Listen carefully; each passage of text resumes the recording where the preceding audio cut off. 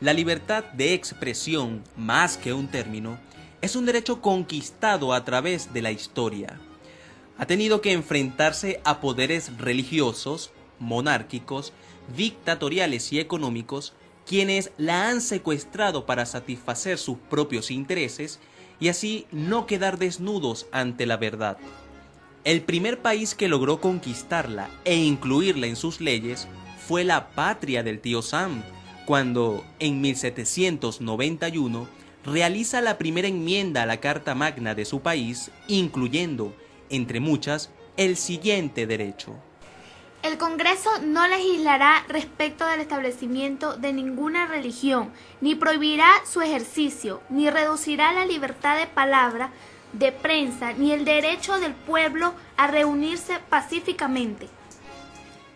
Tras ser invocada y mancillada durante siglos y haber atravesado dos grandes guerras mundiales, donde ella fue la primera víctima, la libertad de expresión consiguió, en 1952, ser aceptada como derecho universal por la prestigiosa Organización de las Naciones Unidas, ocupando el puesto número 19 en la lista de derechos.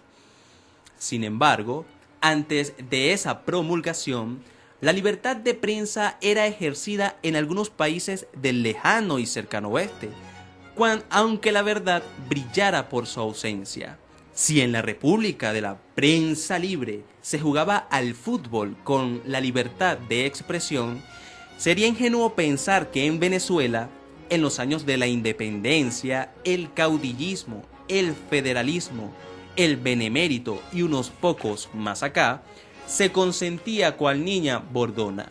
La prensa, durante estos años, sufrió innumerables represiones por parte del Señor Nuestro, cuando ésta olvidaba las condiciones preestablecidas. Un ejemplo fue la ocurrencia del diario El Nacional cuando, en 1950, se leyó en sus titulares Los Tres Cochinitos, haciendo referencia a la Junta Militar de Gobierno. El diario fue suspendido durante 11 días. De igual modo, El Universal fue suspendido cuando publicó una breve nota donde hacía alusión a una huelga petrolera que se gestaba. Las sanciones servían como látigos a la prensa y a la radio para que éstas no dejaran asomar las narices de la libertad de expresión.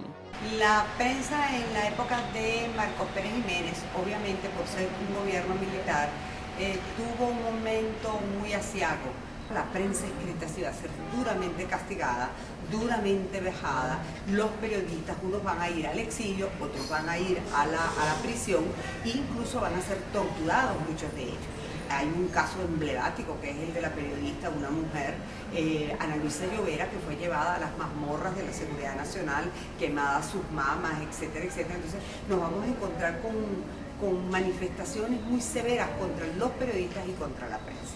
En 1960, los llamados padres de la democracia se les olvidaron invitar a esta señora a la celebración por la llegada de la libertad. Esa libertad de expresión no duró mucho, porque gana las elecciones don Rómulo Betancourt y ciertamente él era un demócrata carta cabal, pero de hecho la historia lo califica a él como el padre de la democracia. Pero ¿qué sucede? En el país había una desestabilización política muy severa, guerrilla urbana, guerrilla rural, y lo primero que él hace es coartar la libertad de expresión.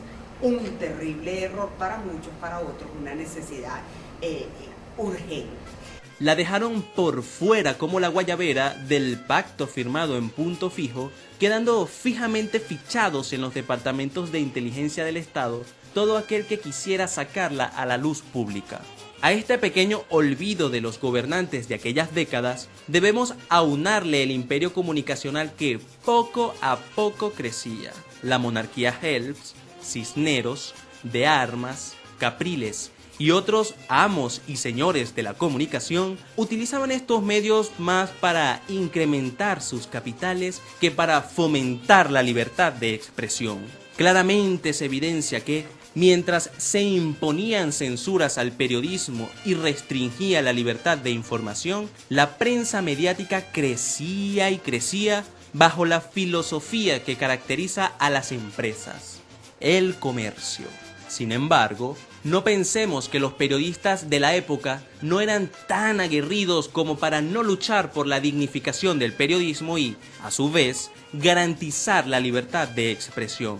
Desde 1946, los periodistas comprometidos con la tarea de informar a la colectividad libraban una lucha para aprobar una ley que los amparara. Fue así como se ganó la primera plaza con la promulgación de la Ley del Ejercicio del Periodismo y la creación del Colegio Nacional de Periodistas en 1972. Sin embargo, continuaban las censuras a la prensa. Avanzaban y avanzaban las décadas. El control del Estado sobre los medios se incrementaba. Se repartían concesiones como pan caliente, donde solo los más fuertes y con la mirada complaciente de los gobiernos se quedaban con gran parte del espectro. Con una alianza de tal envergadura, ¿podría hablarse de libertad de expresión? Así transcurría la dinámica comunicacional hasta finales del siglo XX. Llegado el siglo XXI, el país entró en un ciclón que removería los sentimientos de propios y extraños.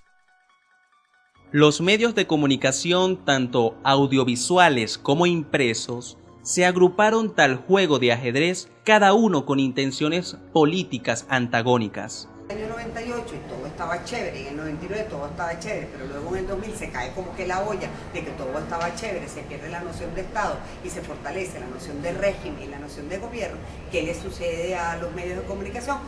Restituyen para sí otra vez el rol que habían asumido cuando Lucinchi. Entonces este rol no está impuesto, esto de la entrometida que tenemos los medios de comunicación en ciertas cosas, en las denuncias, es decir, no denunciamos en un tribunal, sino que denunciamos en los medios de comunicación. Eso no se lo debemos a Chávez, eso se lo debemos al gobierno de Lucinchi, que se perdió esa credibilidad en los tribunales. Por eso es que es tan importante conocer la historia. Ojo, la relación de presidente, de la investidura presidencial con los medios de comunicación sí es nueva. Eso es distinto y es una relación además nefasta y perversa, es como un matrimonio que pelea demasiado y eso no debería suceder. Nosotros no deberíamos darle cabida para que él peleara y él no debería pelear con nosotros. Entonces no es ni el régimen ni el Estado. En los primeros años del siglo, el país atravesó una fuerte crisis política que desembocó, primeramente, en un golpe de Estado y en un sabotaje petrolero. En ambas oportunidades, los medios de comunicación comerciales tuvieron una participación activa en la convocatoria de las diversas movilizaciones que se desarrollaron durante aquellos días. La profesora Olga Drachnik, investigadora de la Universidad Central de Venezuela, caracteriza estas acciones como manipulación de la información basándose en los argumentos que sostuvieron algunos directivos de medios en la que afirmaban que era necesario derrocar el gobierno del presidente Chávez para volver a cumplir con el deber de informar. Por otra parte, continúa Drachnik, los medios estatales se disponían a contrarrestar la influencia de los medios privados a través de campañas proselitistas a favor del gobierno, polarizando la visión de la opinión pública del país. Mientras se hacía pleno uso de este derecho, que es de todos, se intensificaba la intolerancia en el país. Muchos periodistas eran agredidos en el ejercicio de su labor, respondiendo al compromiso de informar. Sin embargo, sería ingenuo pensar que esta situación es casual, pues algunos medios de comunicación olvidaron su responsabilidad de informar veraz y oportunamente, constituyéndose en partidos políticos. Estos últimos hechos han dado fruto a la actual guerra mediática, en la que los medios masivos se han alineado utilizando todas las vías para influir sobre la opinión pública y así imponer su ideología, sesgando y quebrantando la objetividad de la información. Unos afirman que se quiere promover una agenda desestabilizadora utilizando información manipulada, distorsionada y falsificada. Otros reclaman un debilitamiento de la libertad de expresión en el país. Lo cierto es que esta extrema polarización ha coartado el libre ejercicio del periodismo, lo que ha desatado una cantidad importante de hechos violentos sobre periodistas de ambos polos comunicacionales. En esta guerra mediática, como la han catalogado algunos personajes de la política pública, algunos medios han quedado fuera del combate. Cabe recordar el cese de la concesión de Radio Caracas Televisión en 2007 y la revocación a las concesiones de 34 emisoras en 2009. Tales ejemplos han sido considerados ataques directos contra la libertad de expresión.